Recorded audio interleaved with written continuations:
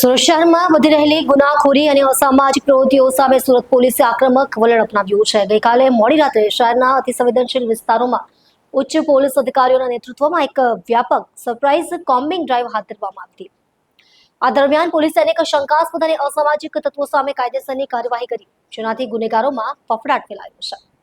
પોલીસની આ special drive મુખ્યત્વે જ્યાં ગુનાખોરીના બનાવમાં વધારો નોંધાયો છે તે વિસ્તારોમાં કેન્દ્રિત હતી। અઠવા, બેસ્તાન, ડિંડોલી, વરાછા અને રાંદેર સહિતના વિસ્તારોમાં પોલીસની ટીમોએ છાપા માર્યા અને તપાસ હાથ ધરી।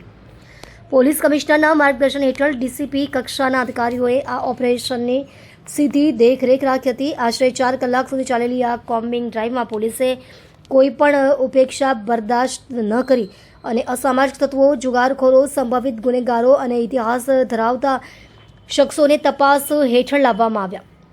પોલીસ સૂત્રોના જણાવ્યા અનુસાર શંકાસ્પદ મળી આવેલા ઇસમો સામે તાત્કાલિક અટકાયતી પગલાં લેવામાં આવ્યા અને સાથે જ જેમના પર ગુનાનું પ્રમાણ સાબિત થયું તેમની સામે ફોજદારી કેસ નોંધવામાં આવ્યા। છેલ્લા કેટલાક દિવસોથી સુરત શહેરમાં હત્યા, લૂંટ, મારામારી અને ચોરી જેવી ઘટનાઓમાં ચોંકાવનારો વધારો જોવા મળ્યો હતો। આ ઘટનાઓએ સામાન્ય લોકોમાં ભય અને અસલામતીનો માહોલ સર્જ્યો હતો।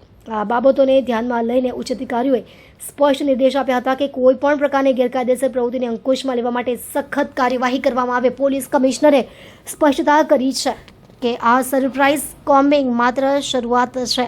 આગામી સમયમાં પણ સંવેદનશીલ વિસ્તારો પર વિશેષ ધ્યાન આપવામાં આવશે અને ગુનેગાર ઇસમો સામે મક્કમતાથી કાર્યવાહી કરવામાં આવશે। પેટ્રોલિંગ વધારી દેવામાં આવ્યું છે અને બિન સામાજિક તત્વોની હિલચાલ પર સતત નજર રાખવા માટે ગુપ્ત માહિતી સિસ્ટમને પણ સક્રિય કરવામાં આવી છે। આ કાર્યવાહી સાથે સુરત પોલીસે સંદેશો આપ્યો છે કે શહેરમાં ગુનાખોરીને વધવા દેવામાં આવશે નહીં અને કાયદો તોડનારાઓ ક્યાંય વધારે પડતો નથી। સુરત શહેરના લોકોમાં પોલીસના આક્રમક વલણને લઈને સર્વત્ર સંતોષનો માહોલ છે।